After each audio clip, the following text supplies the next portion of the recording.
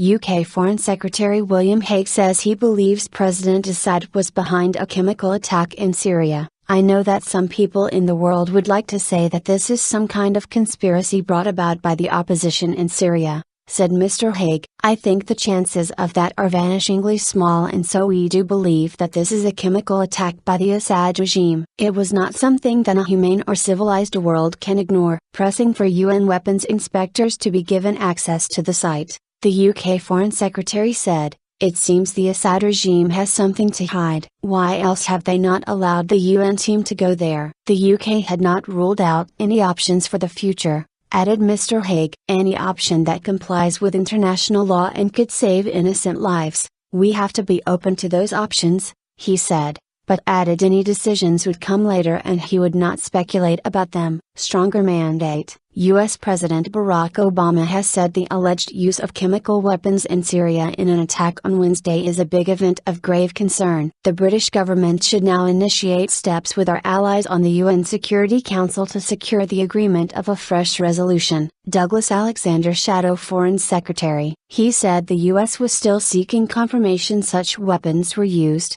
but if proved true the situation would require America's attention. Speaking at the Foreign Office, Mr Hague warned that the UK would be ready to go back to the United Nations Security Council to secure a stronger mandate for the world to speak together more forcefully about this if there was no movement over the next few days. He said he had spoken to UN Secretary General Ban Ki-moon this morning and hoped to speak to the Russian Foreign Minister later. He spoke on Thursday evening to US Secretary of State John Kerry. Mr Hague said, "We need to make sure the world knows the facts of what has happened, and that means the UN team that is in Damascus, only 20 minutes travel away, being able to get there and to investigate terrible atrocity." He added, "This is what we are focused on, and we are working with countries all over the world to try to bring this about and to try to establish the truth to the satisfaction of the world about what is clearly a terrible atrocity. The only possible explanation of what we have been able to see is that it was a chemical attack, and clearly many hundreds of people have been killed.